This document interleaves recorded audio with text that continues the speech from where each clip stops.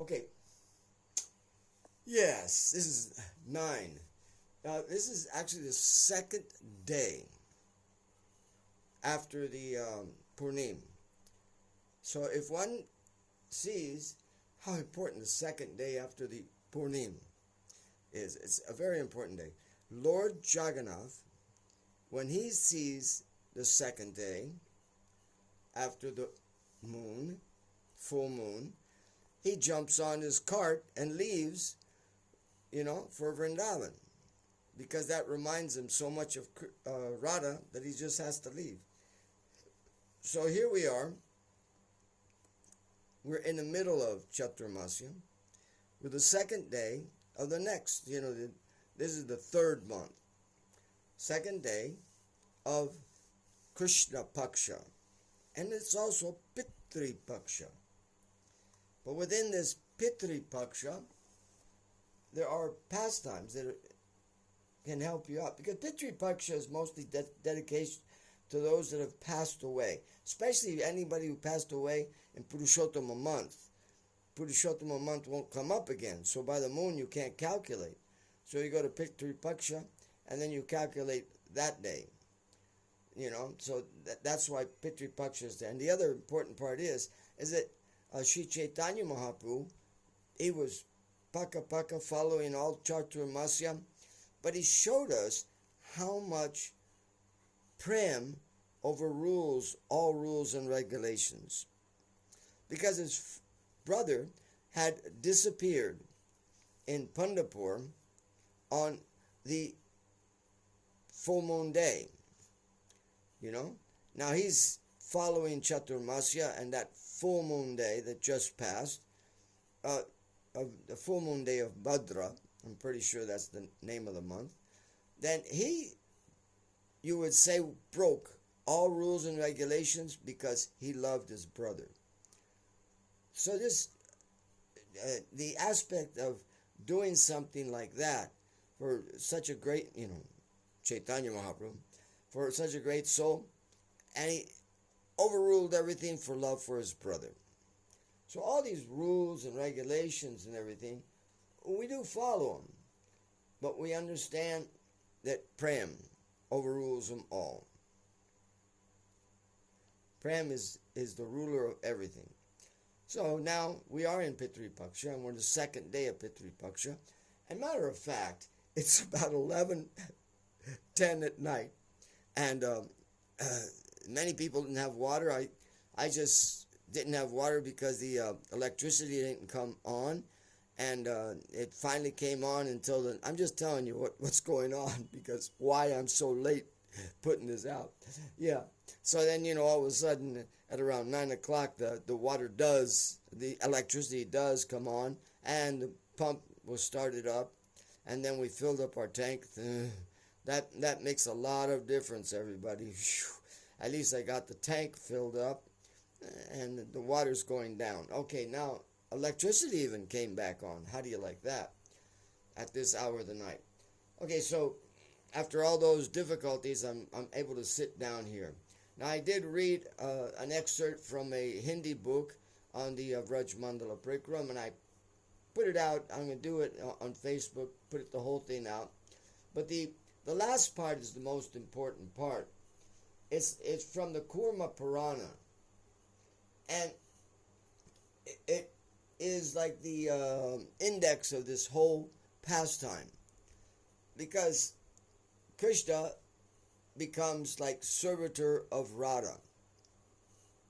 And the Kurma Purana says, salutations to Krishna, who is, is holding the umbrella along with the gopis, because the gopis and Krishna are standing there, and Krishna's holding the umbrella over Radha, right? And so this is from the Kurma Purana, with the gopis, who are one who goes, who gives boons to even Indra and all the gods. Salutation to you, salutation to you. So that was from the Kurma Purana. I've given you a picture of what this day is all about. This day is all about the crowning of Radha as queen. Now, in let's see, in Srila Gurudev's book, Rajmandala Prikram, there's also a description, and like a more detailed description, but an important thing to follow. We're doing this not by speculation. We're doing this because we know it happened on the second day, on this Pitri Paksha. Although it's Pitri Paksha, this is such an important thing that Radha is crowned queen on this day. Now, if I say, okay, Pitri Paksha falls at another time and everything, yeah, but understand, Radha and them were in the last part of the Dwarpa Yuga. We can never, ever, even in our lifetime, be able to calculate how many years away things are, because it was happening in Dwapara Yuga. But this shows us, now please, this shows us the power of going into another time factor which does exist. That's the conviction. You have to have the conviction that although I'm in Kali Yuga, and it would take, years and years to be the equivalent, let's see, equivalent of 1 day of divine time. They call it divine time, they call it universal time. 1 day is 6 months of hours. So that's 180 days, right? So we can never combine them. But Krishna, knowing this, he allows us into that time factor where the pastime is being described.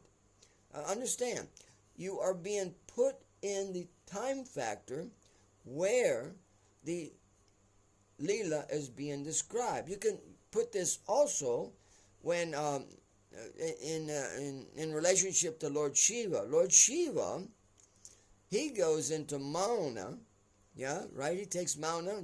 That's Bhaktivedanta Narayan Maharaj's appearance state. He goes into Mauna, and then 50,000 divine years pass by.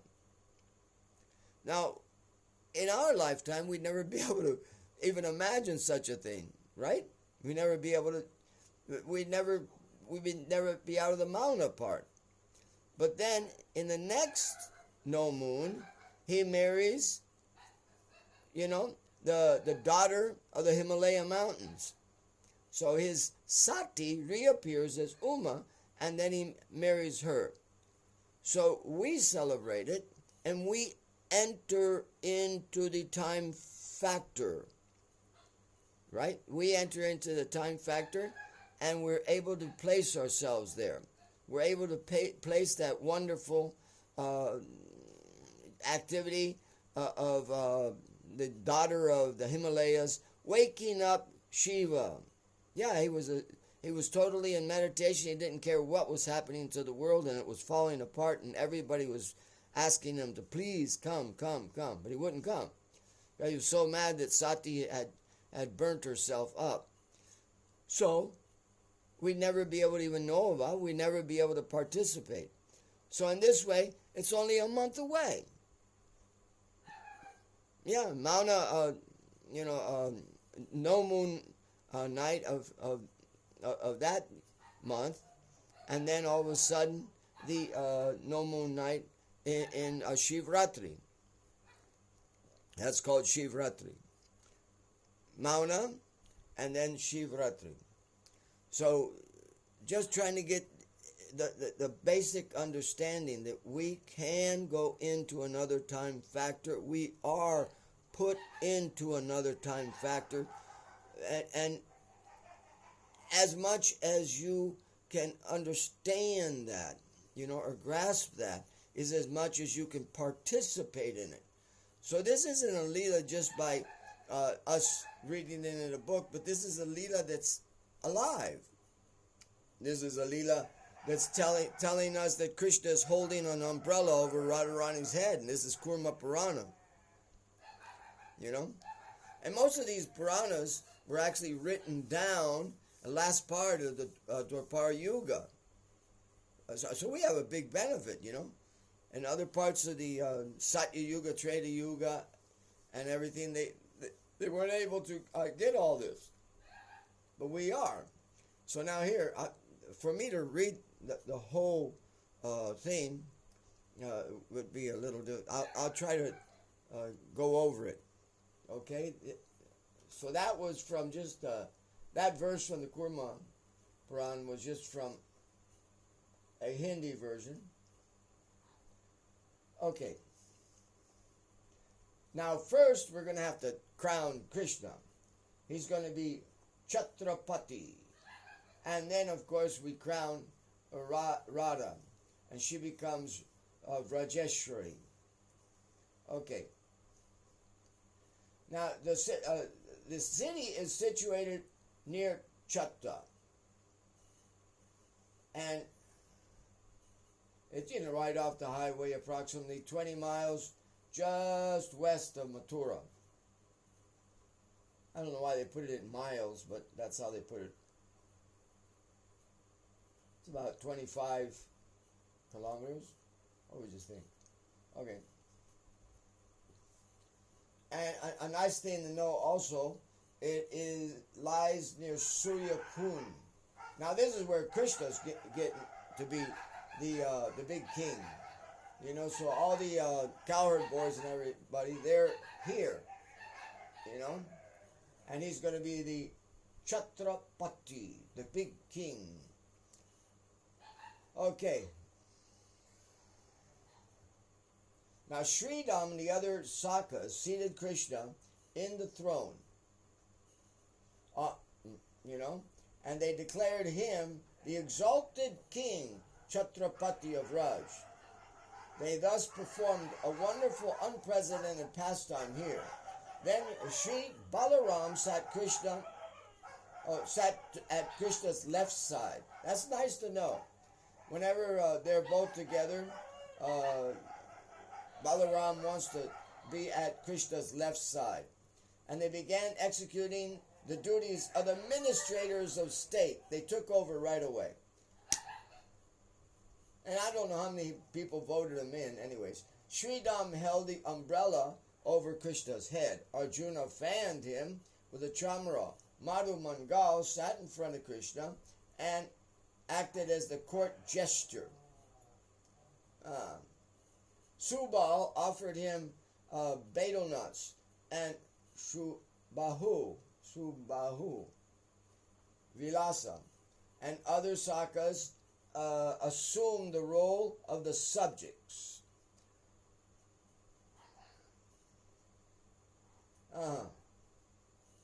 Though Madhumangal, Chhatrapati Maharaj Krishna, proclaimed throughout the land. So Madhumangal is proclaiming throughout the land that Krishna is Chhatrapati.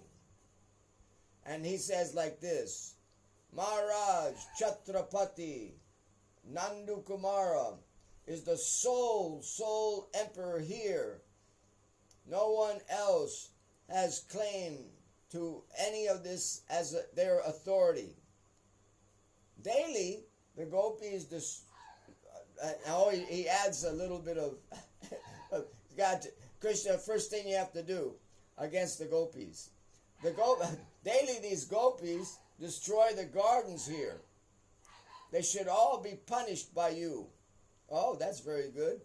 And this way, Sri Krishna and his friends sported in such a playful way in memory of this pastime. The village is called Chatravana or Chatta. Oh, I see, Chatta. Yeah, off the major road, it's just called Chatta. Now, next part, Umrao. Umrao is designating Radha. It's not designating Krishna. Umrao is where Radha was declared as Chhatrapati. Okay, this village is about 4 or 5 miles east of Chatra. When the Sakis heard about Krishna's proclamation that he was Chhatrapati, they complained to Lalita about him. Pati Ratnankar describes what happened.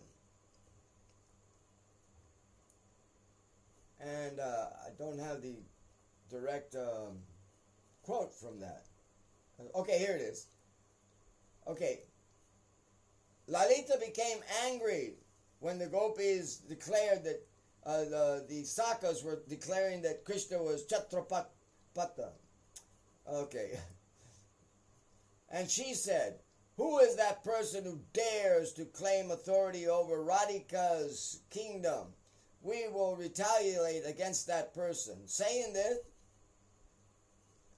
she seated Radha on a beautiful throne and pronounced her to be the undisputed queen. And that's what Umrava means. Umrava means the undisputed queen. So this town is called Umrava or Umrao. Okay?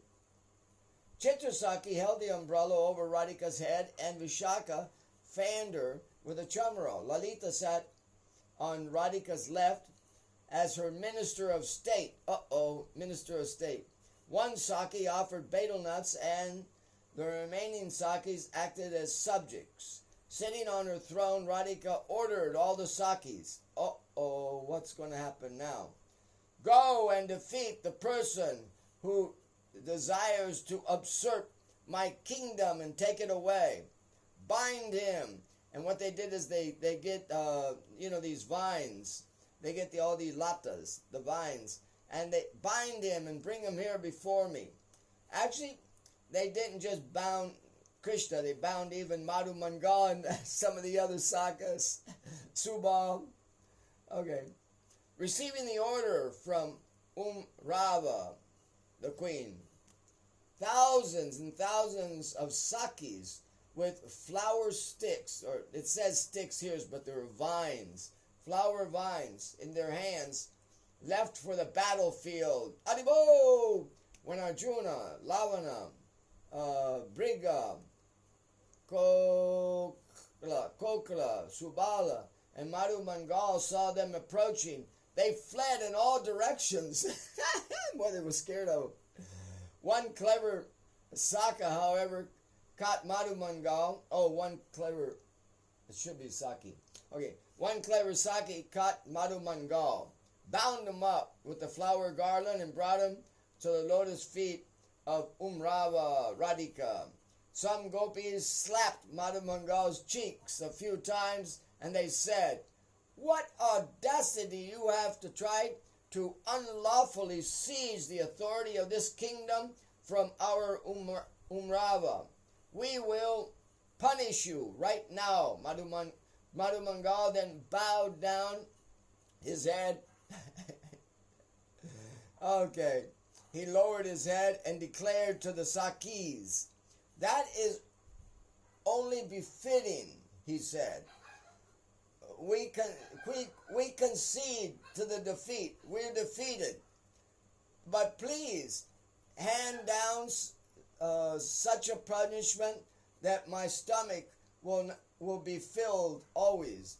So then Maharani and the Maharaj started to laugh and said, "This just is some gluttonous, this is some gluttonous Brahmin here."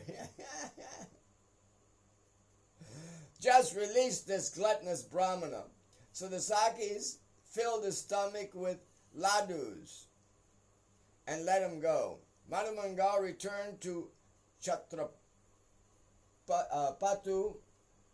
Maharap. I think that sometimes the spelling is going on wrong. He was making like he was so scared of what had happened. He was rubbing his eyes. Oh, poor boy. He got so scared from the girls. he was pretending to cry. He gave Krishna a detailed report of what just had happened. Hearing this, Krishna, together with Madhu Mangal and the Sakas, Subal Saka and them, they invaded. They invaded. They invaded when Sri Radhika saw her Pranavallava. When Sri Radhika saw her Pranavallava, she became a little bit embarrassed and quickly tried to take off. She tried to take off her royal dress that she had been given. But the Sakis, laughing and laughing, would not let her do so. Madhu Mangal seated Chhatrapati, Shri Krishna, on Umrava's right side. So now Krishna and Radha are sitting, on the side that they should be. They both made a treaty. So, now they're signing a treaty, peace treaty here. Okay, so now, please move, thank you. A peace treaty in which Krishna accepted Radhika's sovereignty. Oh my God, Madhu Mangal folded his hand before Srimati Radhika and then said, "The kingdom of Krishna's body is now under your rule only. You can take whatever you desire from him." Participating in the pastime filled with the Sakas and Sakis with bliss. This pastime filled them with bliss. This village is named Umrao after the Umrava Leela, and also known as Radha Stali, or Radha's place. Purnamasi later enthroned Radha here as Rajeswari, the queen of Raj. There's also a Kishori Kund here, where Lokanath Swami performed his bhajan. Doesn't say bhajan, but it says jana, but I know it's bhajan. Performed his bhajan. The wonderful deities of Lokanath Swami, Sri Radha Vinod, appeared from this kund. The kund is called Kishori Kund, and now are worshipped in Jaipur. So they're not worshipped around here. Yeah, okay. So that's about it. You know, it's 11:30 at night. I hope this made some sense to someone, and send me back some good comments or bad comments. But this is a wonderful day. A wonderful day, and I wasn't going to go to sleep unless I got this out to you, because then you can sleep even better. That Radhika is the Queen Rajeswari, and she's Rajeswari of the body of Krishna. Jai Ho, Nitai Gaur, Nitai Gaur. Remember, you can, and we are not controlled by the time factor. I mean, I got to eat at a certain time and things like that because of the body, but not of my soul.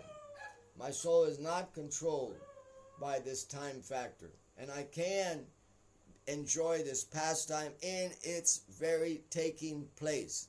In the time that it was taking place, I can enter, because I am able to do that. And that's how Krishna has performed all these things. So keep that in mind. And I hope you liked the little reading. A lot of the words were spelled wrong.